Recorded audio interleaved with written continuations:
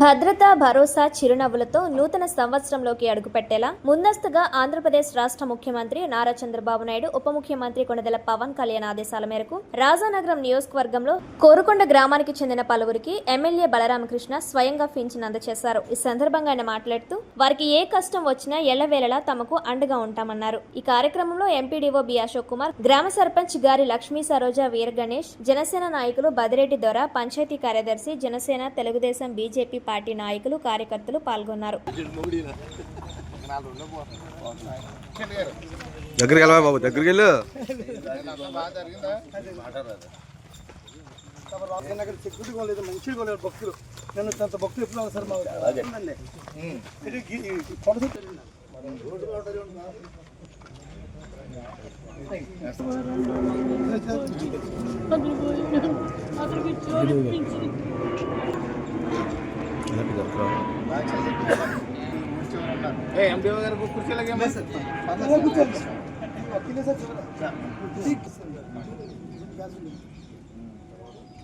ఎలా ఉంది ప్రభుత్వం?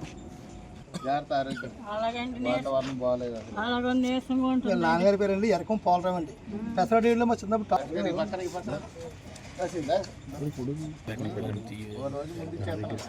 పెడతాను అలా చూడమ్మా.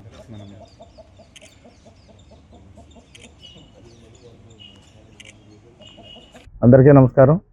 ఆంధ్రప్రదేశ్ రాష్ట్రంలో గౌరవ ముఖ్యమంత్రి శ్రీ నారా చంద్రబాబు నాయుడు గారు, గౌరవ ఉప ముఖ్యమంత్రి వర్యులు శ్రీ కొణిదెల పవన్ కళ్యాణ్ గారు, మన దేశ ప్రధాని శ్రీ నరేంద్ర మోడీ గారి యొక్క సహాయ సహకారాలతో అద్భుతమైన సుపరిపాలనని ప్రజలందరికీ కూడా అందిస్తున్నాం. ముఖ్యంగా కానీ చూసినట్లయితే అభివృద్ధి, సంక్షేమం, ప్రాజెక్టులు అనే విధంగా మీరు ఒక త్రిశూలహస్త్రంగా ఈ రాష్ట్రం ముందంజలో ఉంది. త్రిశూలహస్త్రం అంటే ఒక శూలం సంక్షేమం. ఈ సంక్షేమాన్ని సక్రమంగా అమలు చేసి ప్రజలకి ఏ ఇబ్బంది రాకుండా సక్రమంగా అందరికీ కూడా పార్టీలకు అతీతంగా, కులాలకు అతీతంగా, మతాలకు అతీతంగా సంక్షేమం సక్రమంగా అమలు చేస్తున్నాం. అదేవిధంగా అభివృద్ధి, రోడ్లు, డ్రైనేజీలు, కావాల్సినటువంటి మౌలిక సదుపాయాలు, ఇన్ఫ్రాస్ట్రక్చర్ అన్నీ కూడా ఏర్పాటు చేస్తున్నాం. దాంతోపాటు కొత్త ప్రాజెక్టులు, ఈ కొత్త ప్రాజెక్టులు కూడా ఆంధ్రప్రదేశ్ రాష్ట్రానికి ఉద్యోగ ఉపాధి కల్పనలో ముందంజలో ఉండే విధంగా కూడా కొత్త ప్రాజెక్టులు తీసుకొచ్చి ఆంధ్రప్రదేశ్లో అత్యద్భుతమైనటువంటి అభివృద్ధిని మనం చూస్తున్నాము. ముఖ్యంగా ఈ రోజు కానీ చూసినట్లయితే రేపు జనవరి 1 ప్రతి నెల 1వ తేదీన పెన్షన్లు ఇవ్వాలి.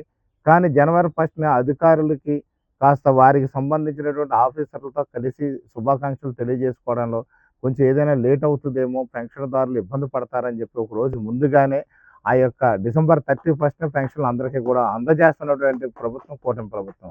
ఇలాగే గతంలో కూడా చూస్తే ఆదివారం ఎప్పుడైతే 1వ తేదీ వచ్చిందో అది 31వ తేదీన మనం పెన్షన్లు ఇవ్వడం అనేది ఆనవాయితీగా మార్చుకున్నాం.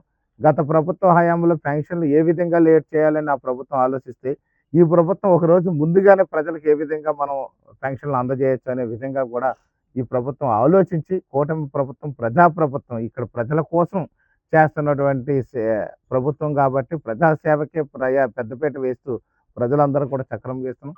దీంతోపాటు ఈ నెల కొత్త పెన్షన్లు కూడా రాజానగరం మండలంలో ఒక 19 పెన్షన్లు, అలాగే కోరుకొండ మండలంలో 19 పెన్షన్లు, అలాగే సీతానగరం మండలంలో 18 పెన్షన్లు కూడా కొత్త పెన్షన్లు ఇచ్చాము.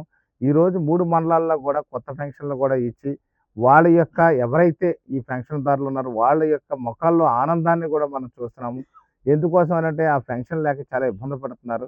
ఆ ఇబ్బంది పడుతున్న వాళ్ళందరికీ కూడా పెన్షన్లు, మన స్పౌస్ పెన్షన్లు కూడా ఈరోజు కొత్తవి కూడా అందజేసి వాళ్ళందరి యొక్క జీవితాల్లో కూడా కాస్త వెలుగును అనేది వచ్చే విధంగా కూడా ప్రభుత్వం మంచి సంక్షేమాన్ని అభివృద్ధి చేస్తుంది. అలాగే తల్లికి వందనం సక్రమంగా అమలు చేసాం. అన్నదాత సుఖీభావ సక్రమంగా అందజేసాం.